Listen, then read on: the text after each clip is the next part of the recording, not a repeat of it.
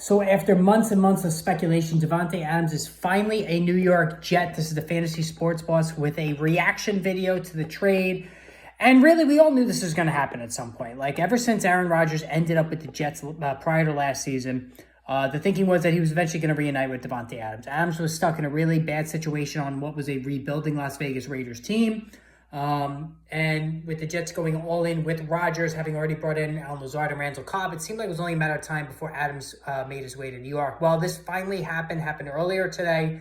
I believe a third-round pick, which can be a second-round pick based on, I guess, how far the Jets go in the playoffs with Adams. But the biggest story here is obviously Adams is now with his old running mate, Aaron Rodgers, and the two were an absolute unstoppable force for 8 years in Green Bay. And Davante Adams during that time was arguably the #1 receiver in fantasy football. I mean, it wasn't even close. His numbers were ridiculous, 100-plus catches, 1,400 yards receiving, double-digit scores, like, in his sleep. Like, it was just unbelievable.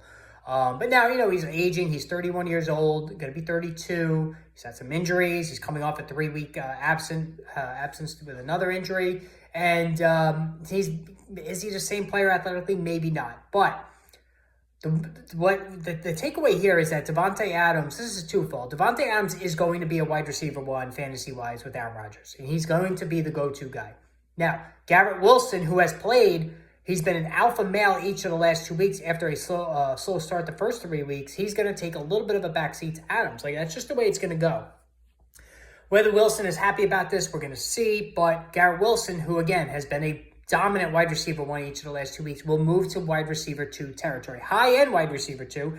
And he could still have those spike wide receiver 1 weeks. I don't think it's an exclusive Adams deal every week being the wide receiver 1. I think Garrett Wilson is very capable of doing that. So it doesn't really downgrade Wilson that much, but it does upgrade Adams. Who this really does hurt is Allen Lazard. So Lazard, who's having a fantastic season, I think he's up to 7 receiving touchdowns now.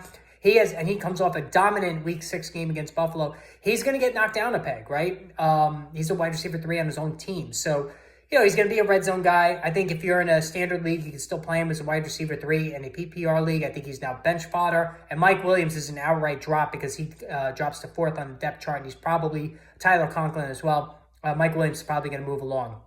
Does it result in less targets out of the backfield for Breece Hall? Okay, probably, but it should also soften up the defense as well. I know Breece Hall had a decent outing yesterday point-wise. I still wasn't totally impressed with him. Like, he should have scored from the 2-yard line late in the game, and he goes out of bounds. Like, you got to convert that. But, again, Davante Adams is now clear back to his wide receiver 1 ways with Aaron Rodgers. So let me know what you guys think of this trade. Hit that subscribe button. Post in the comments below. And like I said, we're on top of it all. Anytime something comes down the pike, there's going to be reaction videos to it. So stay tuned for more videos coming soon.